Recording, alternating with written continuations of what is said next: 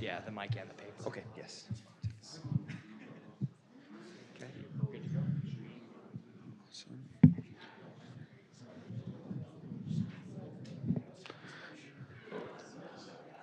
Welcome to today's Hinckley Forum.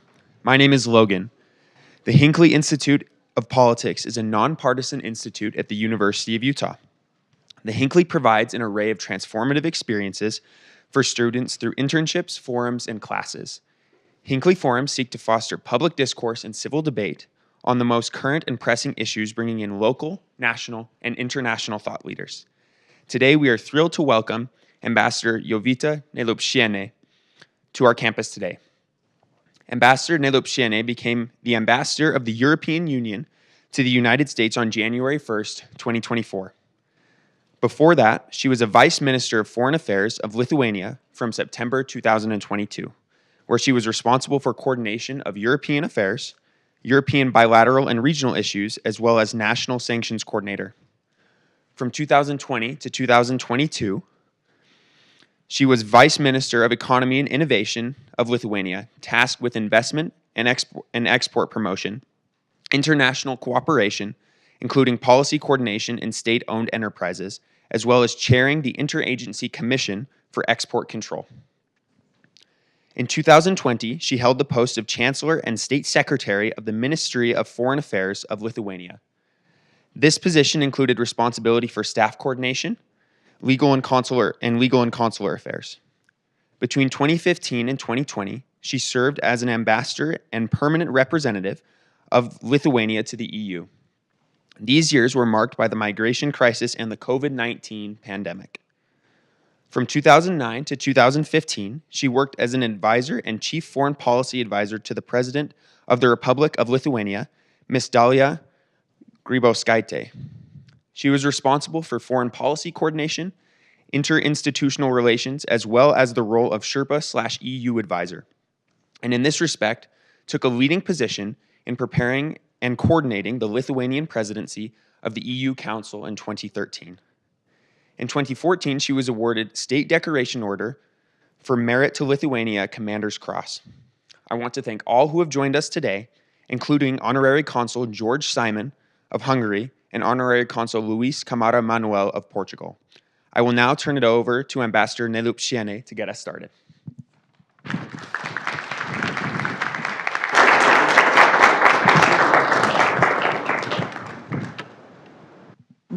Good morning, and yeah, we were running from one meeting to another, so you lose the time when you travel outside DC. It's really an honor to be here at the Hinckley Institute, and thanks for finding the time. I assume it's a very busy time for the students because you are approaching probably the end of the semester, and some are on the exam pressures. I still remember from not only my studies, but as well, being a teacher, a professor at the university, when you start, we haven't catch up, but there are some remaining topics in the class. So really grateful for you joining here.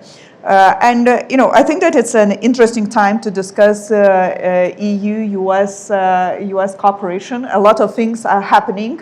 I'm sure, especially those who are studying international relations, political science, or some regional studies or development or economics and business, I think they are really following all the interesting things. Believe me, for the diplomats, it's extraordinary. I arrived. We're just in the midst of the election campaign here, and now we are on the 11th week of the new administration, and I have to say, if someone have told me what kind of pace we have to be in, I wouldn't believe. But pace or not, I think that what remains, sometimes we have to kind of step a bit back and look what we have, not only the daily routines, daily social media, daily news, or what we are running from one meeting or to another. For me, actually, what is extremely important is, in general, transatlantic relations. So when we think about kind of some theoretical concept of the transatlantic cooperation, we first of all think about Europe and the United States, what we have achieved over the last 80 years. Transatlantic relations, the concept of transatlantic cooperation was born right after the Second World War, when after devastating war, we actually have to rebuild, in general, whole Europe. We have to recreate how the world order should work. And, you know, this was actually a very complicated period at the time. And what happened, United States decided that it is in their interest, but as well in their interest of the safety and security of the world, to have a stable and peaceful Europe, to prevent new wars after 2 wars in 1 century. So they decided to go on with the Marshall Plan. And there was, sometimes people turn to forget that the idea of the Marshall Plan, or the condition of the Marshall Plan in Europe, was that the former enemies have to cooperate. So that none of the money would be, or none of the support will come if the former enemies, France and Germany, would not cooperate. So in general, this was the core stone for the European integration. This is how steel and coal community was born, and when it developed to European community, then at the later stage to the EU. In parallel, it was clear that what we need to have a proper security architecture globally. And here we come with a structure which is now named like NATO. And there was a very clear division of labor, who does what in NATO. And you know, in parallel, we created their nuclear rules, or control rules of nuclear dissemination. So we build the structure together. On top of that, in the 60s, we started to build Bretton Woods system, which will turn into the World Trade Organization. And it was not created somewhere, somehow, someone came from somewhere. It was created together, U.S. and European countries, which turned into the global trading system. Well, fast forward. You know, when the Europeans and Americans were working together, we actually managed to experience a lot of things, positive things, while working together. First of all, Berlin Wall fell. And the countries like mine, I'm coming from Lithuania, we managed to break free as well. We managed to break free from Soviet Union, which never ever people thought that will happen in their entire life. And you know, there are people who were living in the Soviet Union, the people like mine in the Baltic countries, in Poland, in some other Central and European Union. The non-recognition of occupation was the core of the hope of ours, that we one day, with this all, you know, system which we don't consider ourselves as belonging to, will fall apart. So US never recognized the Baltic occupation. So that's why in Washington, D.C., you have a 100-year-old Lithuanian embassy building, which was never interrupted as the embassy. So even if we didn't have an official government, we have the government in exile, which was carried on because of the American non-recognition policy. There are other countries like Sweden and other Europeans later on. Small country like Iceland actually helped us to be recognized internationally. So that working together actually brings the results and the huge added value. The Balkan Wars, if not American leadership, you know, the region would probably will not be so stable as it is right now. Yes, If you ask me, is there something still to be done? Of course. But if we don't export security, we import instability. I think that remains the principle of their international relations. And aftermath, the 9/11s, the only time when actually NATO Article 5 was invoked was United States, which invoked it in order to fight the terrorism globally. And then all the Europeans actually said we are all Americans. And we supported and stood next to Americans. We send our soldiers and our people where it was needed to be sent. And I think that actually speaks for itself. And you know, the most recently, in February 24th, 2022, when Russia attacked Ukraine, again, you know, you remember what Putin said that day? That in 2 days they will be in Kiev. In 2 weeks there will be no Ukraine anymore. What happened? The actually free and democratic world stood up and said, like, no, that's not the principles, because we dare and we believe in the principles of United Nations, of the borders, of the sovereignty, of the territorial integrity, of the democracy, and of the freedom of choice to choose how you live and what kind of life you want to lead, what kind of religion you want, what kind of the freedom of speech, and so on and so forth. And it's because of the EU and US leadership we actually managed to prevent this march. Have the war stopped? No. What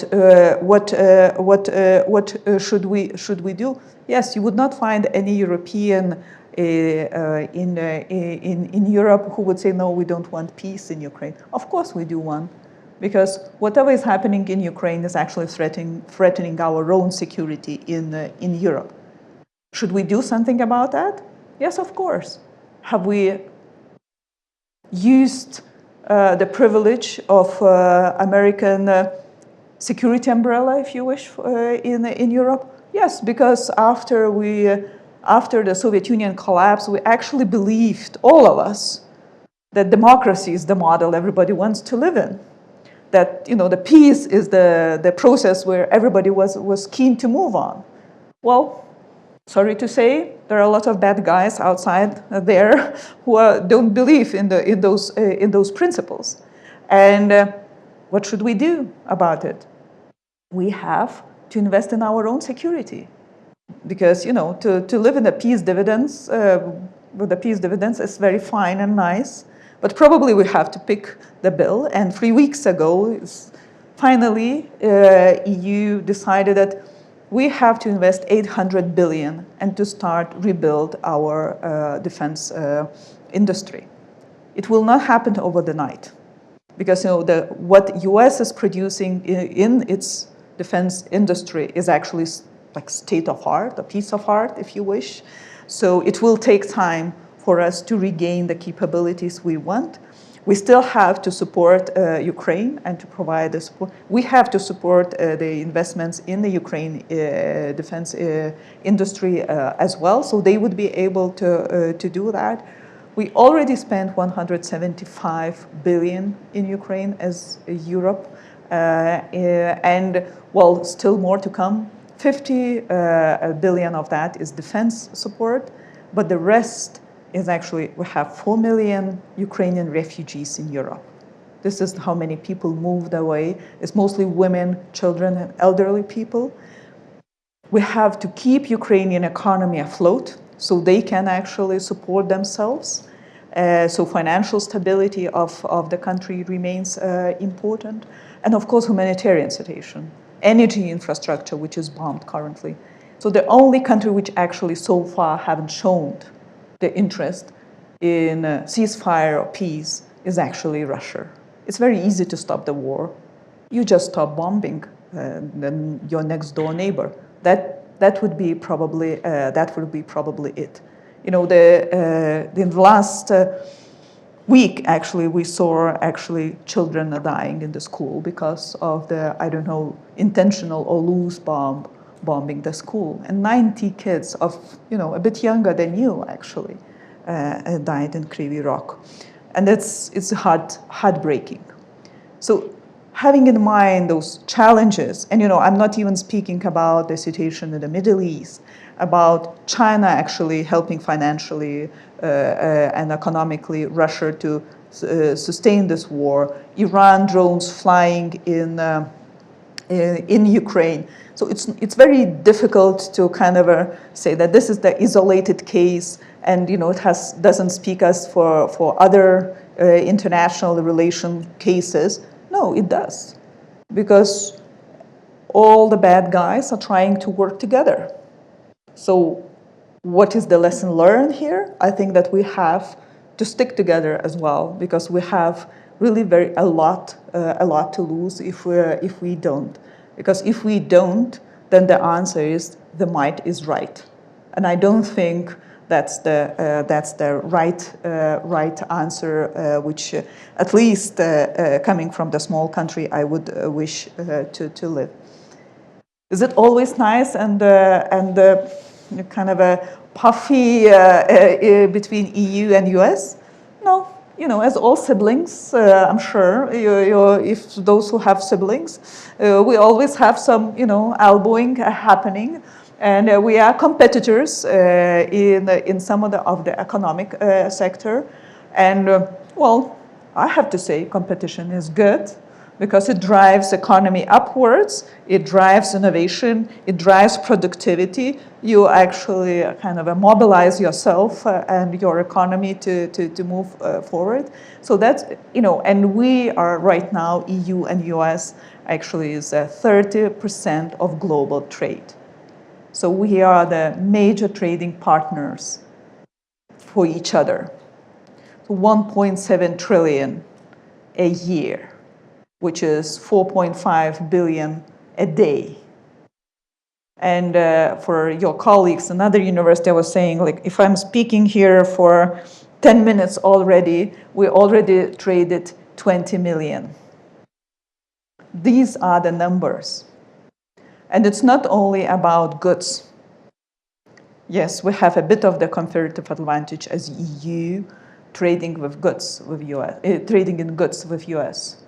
But if you take services, it's a huge comparative advantage, which actually US has vis-a-vis EU, but actually globally, because major digital, financial, tech companies are actually American companies. So they provide a huge amount of services globally. And this actually, you know, when you take trade in goods and trade in services and see, so the differences is actually less than, the deficit is less than 3%. So out of 1.7, those who study maths can actually calculate the 3% is just drop in the ocean of our overall trade. So all the supply chains, you know, you cannot, sometimes I make an exercise. Can someone raise their hand and tell me, can you guess in what sector EU and US is not cooperating? Where we are not cooperating?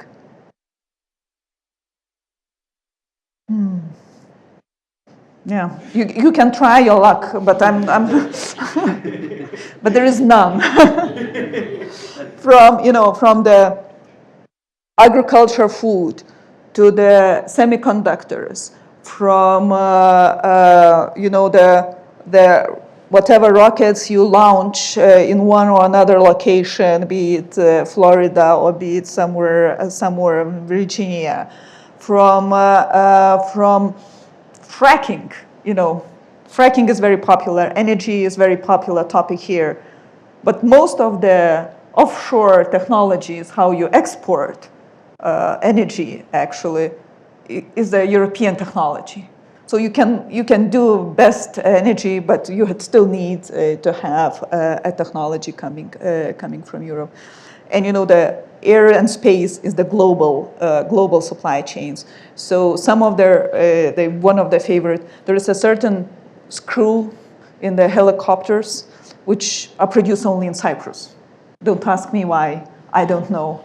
But it happens to be there like this. There are certain optics which are produced only in my country, in Lithuania, which you need to install in some of the industrial lasers. Why? No idea. Well, I have some idea, but but in general, this is how it works. How the trade works. So for us, we don't see the tariffs as an option because none of the business ever will pay the tariffs themselves. It will always be passed on the consumer.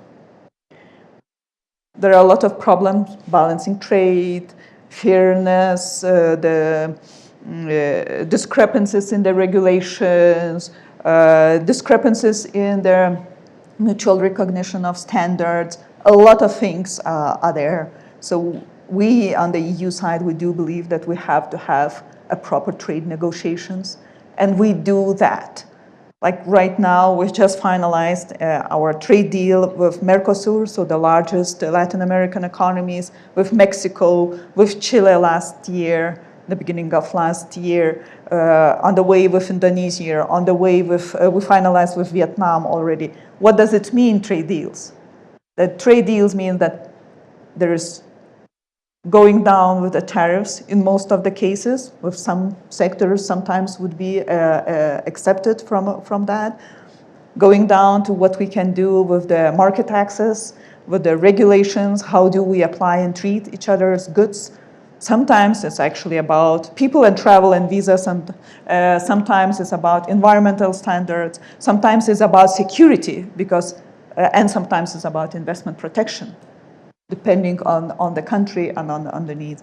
I think that actually drives economy. And on the other hand, it actually brings me back to the idea of why we were doing the Marshall Plan.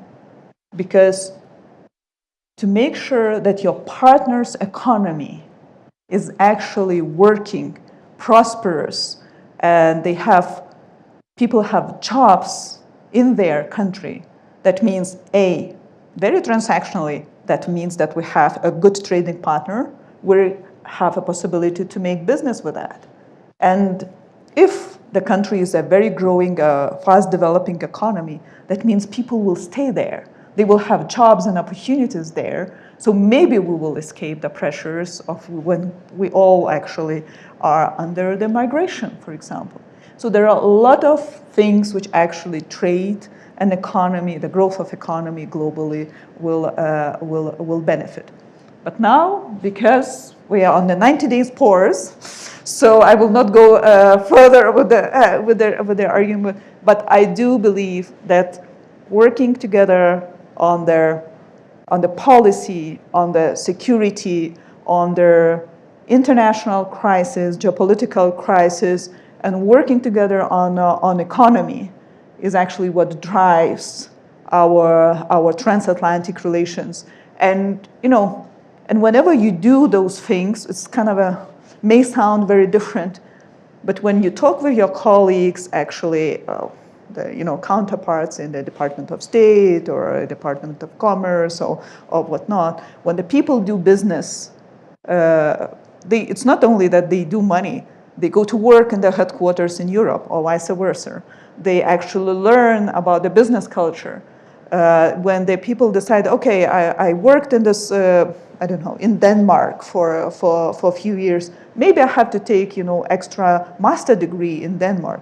People meet new people. Actually, I think that transatlantic relations is actually really very deep and goes and is built on not only under our institutional relations or our historical experience, but it's actually based on people-to-people contact. I will stop here and give a space maybe to ask the questions. Thank you, and well.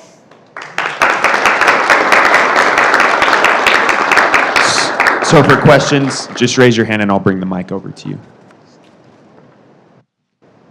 Maybe you can introduce yourself, say what you are studying or what you are doing. Of course. Hi. I'm in my final year here at the U. My name is Chase.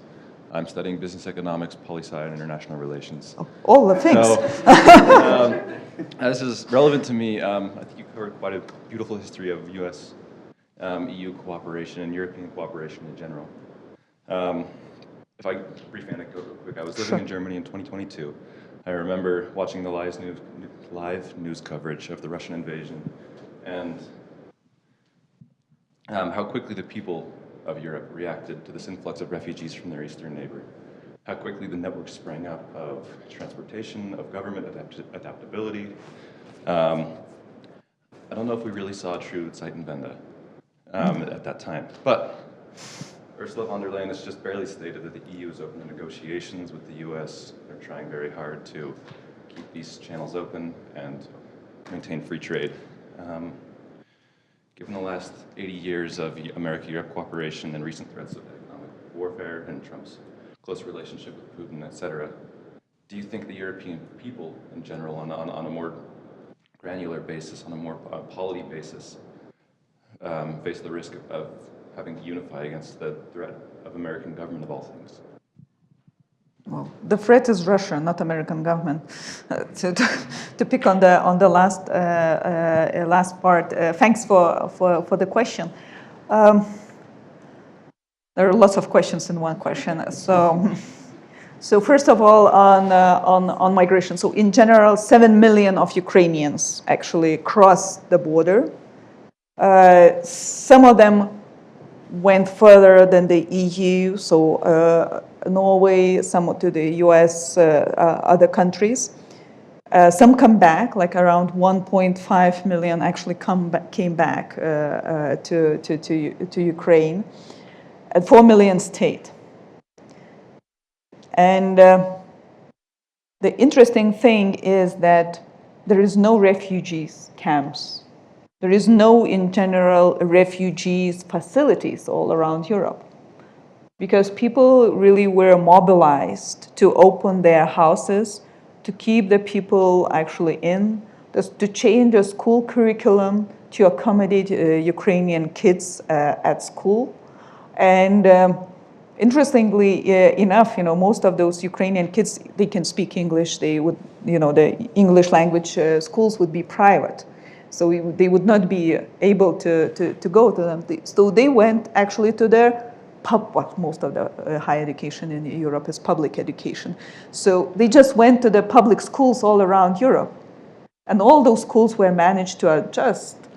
And they actually hired the moms to teach Ukrainian language to those kids, or those who were accompanying the kids, or to teach Ukrainian history, because we don't in Lithuania or in Poland or anywhere. So I think that it was really an understanding that what is happening, and it's understanding of existential threat. If the Zeitenwende happened at that particular moment in 2002, to a certain extent, yes, probably, because people, you actually, being a leader or being a European in general, when the war just started, it's very difficult to comprehend that the war will go for such a long time. So you think that actually 100 billion maybe in Germany is enough. But now they don't think it anymore, because the government just announced that they will spend 500 billion. so that's the consciousness. And there was the support for that in the society, even in Germany. And actually the support for, if we still have to continue to support Ukraine, if you ask the question, all across Europe is pretty high. And in some places, this actually growing this year. So the understanding how existential it is for us, and it's amazing for me, because I thought that it will be, that will be less and less, and it will be only the countries who are closer to the border will feel that pressure, but nothing of that. And European Union managing to put on the table a proposal to boost the defense industry, which we never did before, it's and we're on top of that.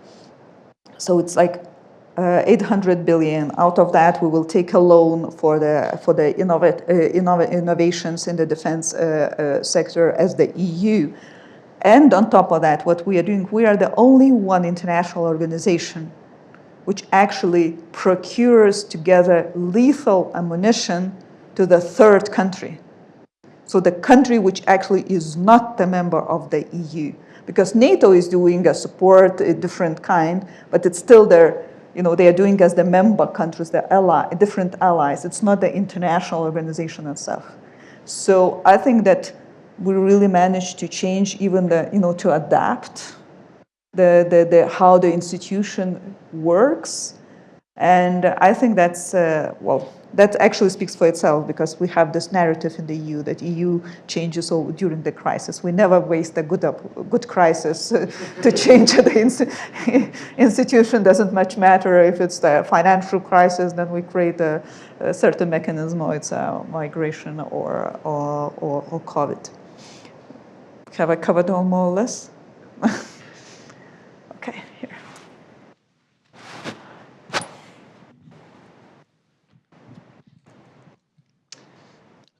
Is there any plans within the EU for the contingency that this current state of arbitrariness in U.S. European relations could continue, that there could potentially be a state of affairs where every 4 years the American public elects a government that either is apathetic to or outright hostile to the EU, and that there might be a need for realignment to a more multipolar state of affairs? Thank you. It's a great question. I think that transatlantic relations is much more and much deeper than one administration or one government in the EU. Not only because of the intertwined trade or some our institutional cooperation. It's a lot of people you speak on the Hill, a lot of people you speak in the different states. They still believe genuinely that transatlantic community should drive the global security and stability. The thing is, what we are altogether responsible for is the rule-based world order. And if you don't have rules, you have to think, to do a reverse engineering, if you wish. Think what kind of world we would have if there are no rules. So anyone can challenge its neighbor. Anyone can manipulate currency. Anyone can actually go out and say, now I want to have nuclear weapons. So there are, we don't have rules anymore on the chemical weapons. I don't want to live in that kind of world. And I'm sure majority of the Congress and Senate in DC, they don't. And I think that if there are questions about it, what kind of the rules should be there, we are ready to discuss. But you cannot dismantle the system which actually works unless you have the better one. I think that's the core principle for us. I completely agree. It's that we can't, even we Americans can't be necessarily sure that we won't burn down the system at a moment of peak, even domestically. So, I guess, does the EU have sort of a contingency plan for the unthinkable scenario where this sort of situation does last? Well, but you know, in general, we have the disagreement on trade. We don't yet go into the the other fields. So I think that it will, as I said, we always had a more heated and less heated periods of discussions on how we economically cooperate. But well, we can take another example. Take example on China. If the competition of China or security vis-a-vis, or the China is considered here as the biggest threat. Thank you for reading my bio. I was working with the export control for some years. You can do your best to try to do that alone. It will never work. It just never works, the containment alone. Containment is actually the strategy which you have a full front. So there are, the ups and downs, the different interests, but I think there are the areas where it aligns, and then we can actually drive the agenda further. I don't think that we are not yet at the stage where we have to think about contingencies. Yes.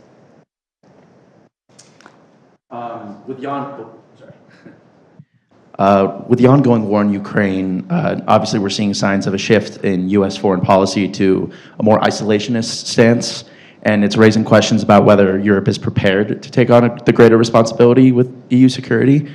And at the same time, you mentioned the post-World War II order, and we're seeing that post-World War II order and that post-Cold War order kind of slowly crumbling, slowly starting to show signs of slowly starting to crumble, and being replaced with one dominated by the great powers of, such the U.S. and China and Russia. Firstly, do you believe Europe is ready to operate more independently in this new global landscape, both in supporting Ukraine and facing future crises? And more broadly, do you see these trends pointing toward a new era of great power conflict and rivalry? The question, do you study international relations? Economics and political science. Okay.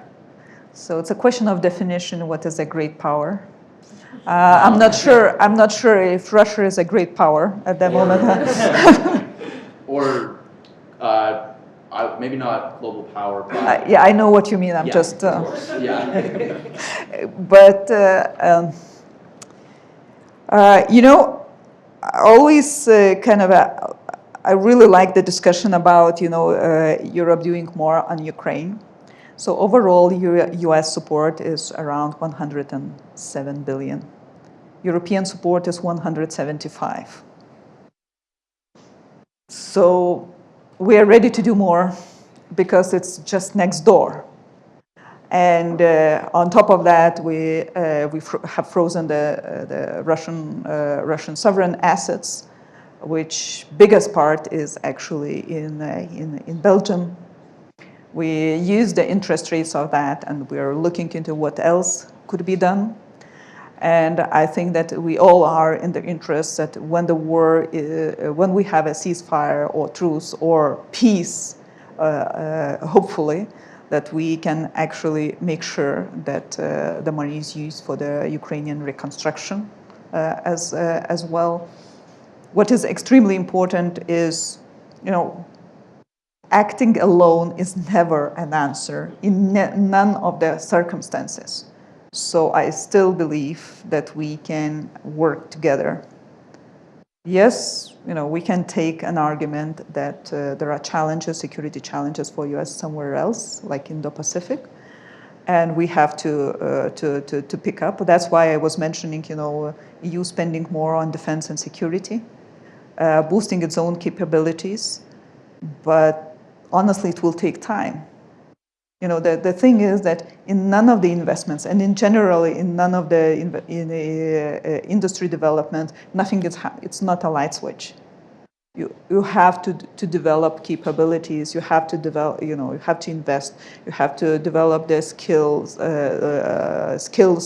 You have to have a certain education around that, and so on and so forth. So it takes a bit of the time. It's not just to put 155 shells in the production, which you can ramp up probably in a year or two, but it's still a year or two.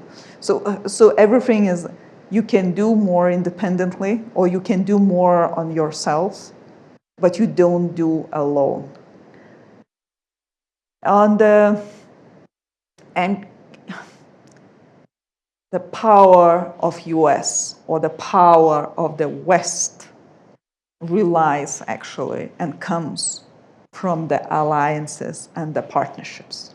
This is why we are stronger than them. Who wants actually now, okay, let's name the allies of Russia at the moment. Who wants to be part, like genuinely part of Russia? We have 9 countries line up to become members of the EU. I haven't heard that someone would wish to become a part of Russia or China so far, but tell me, I don't know, maybe. But they occupy. They violate the borders. They violate all the UN charters and international law, international criminal law, whatnot.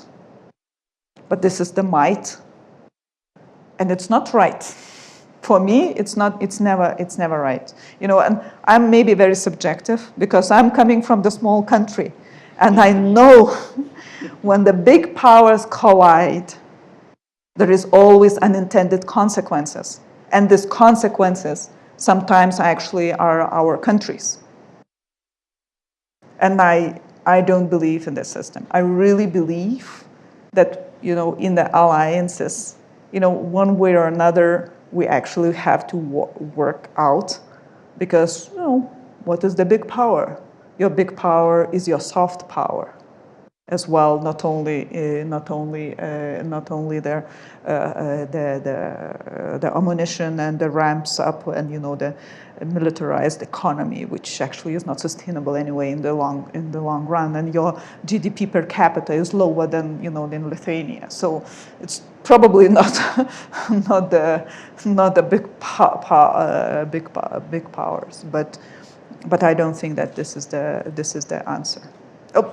Do we have to fix some of the alliances or some of the frameworks? Again, yes, probably. We can go, why WTO and why tariffs are like this at the moment, because we know that's the history of how those organizations were created, but we have to fix that, not by disrupting the alliances. Ladies.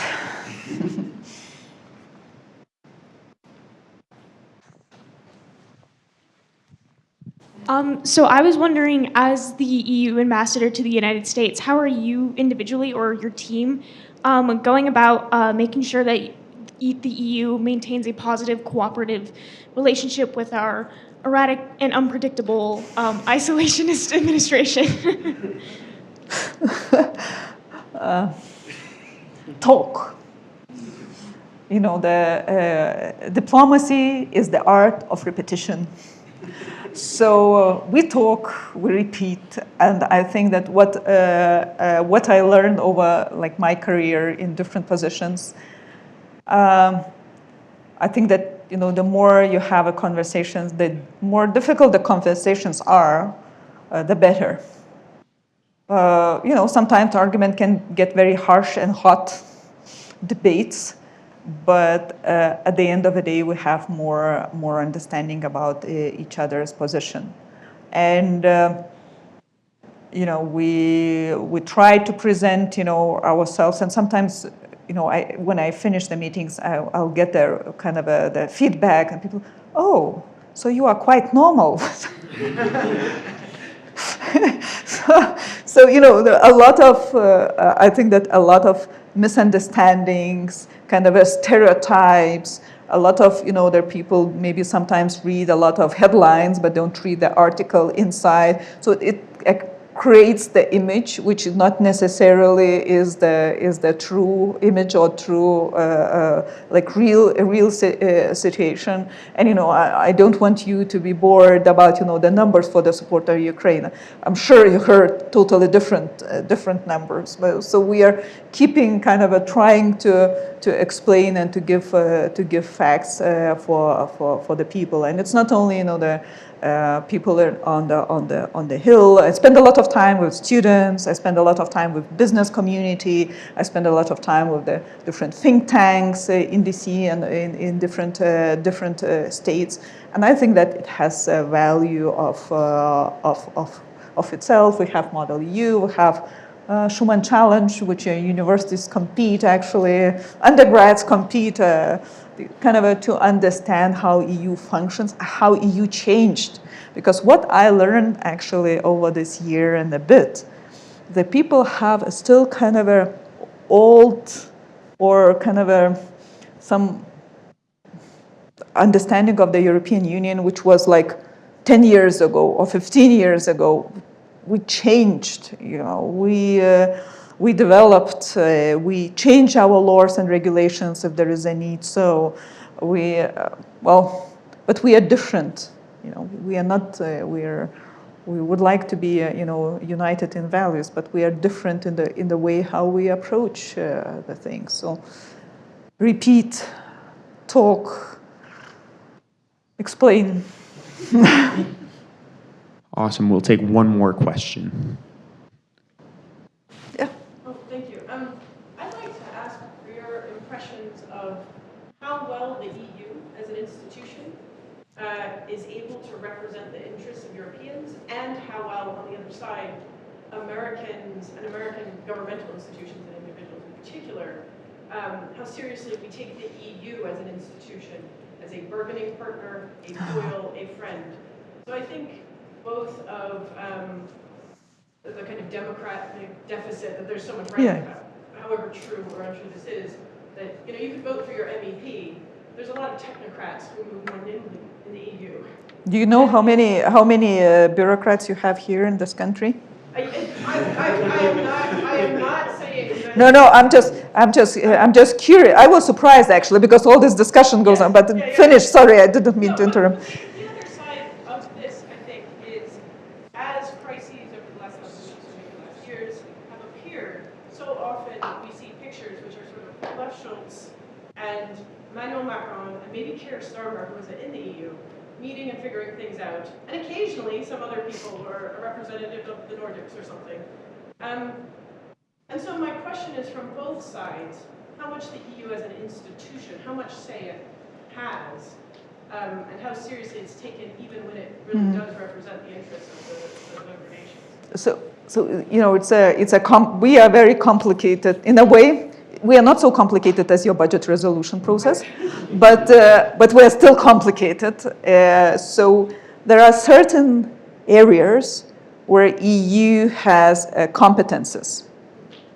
So trade, economy, tech policy, research, innovation. We have a power which is actually within the European Commission. So when we speak about negotiations on trade, you can see Macron's picture, but the one who would negotiate will be Trade Commissioner Šefčovič at the moment. And von der Leyen probably when their deal should be made, so she will be there. Well, you will need to talk about, the tech regulation, which is very popular to discuss the tech regulation in US. Then you will see the same, like it will be our commissioner, executive vice president for the tech policy, Virkkunen, who is Finnish, will come here, spend time, talk, and try to find possible solution. When it comes to foreign policy and security, it's a bit more complicated. We have a coordination role, but we don't have a decision power. So that's why when you see issue of Ukraine, if it's a money part, it's EU. If support for refugees, it's EU. If it's a financial support for Ukrainian economy, it's EU. But when it comes, peacekeeping, for example, you cannot. It's a member states decision. It's a member states driven process. And when you speak about which countries can do a concrete defense ammunition procurements, we can provide money, but it still be member states. So it's when we vote on the missions, for example, not only in Ukraine, but we have some missions in Africa, or we have some mission in Bosnia Herzegovina. It's member states, and all 27 has to be on board. Sanctions, we discuss sanctions in the EU, 16 sanction packages. It's always member states vote on that with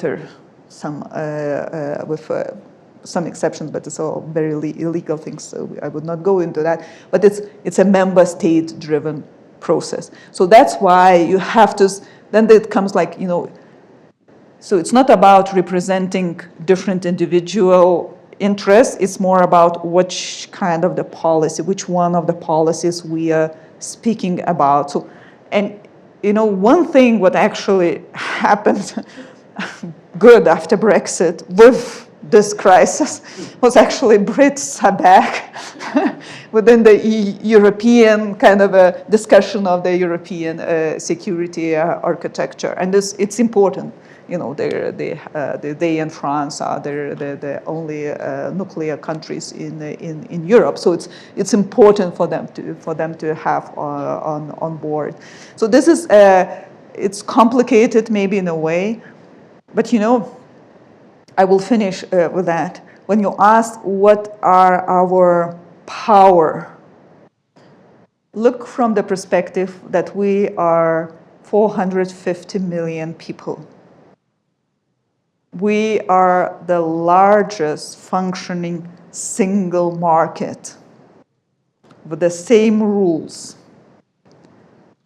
We actually, your tech companies, most of them taken separately, generate from 40 to 30% of the overall turnover in Europe.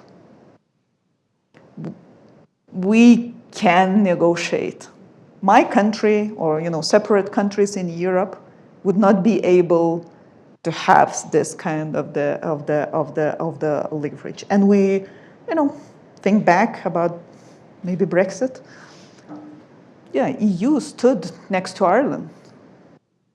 Because this is our member. This is the member belonging. The sense of how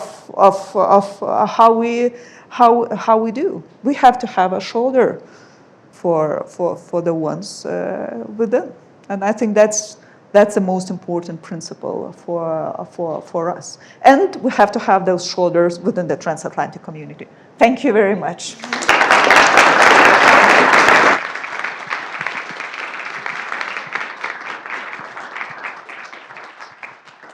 Thank you all for coming.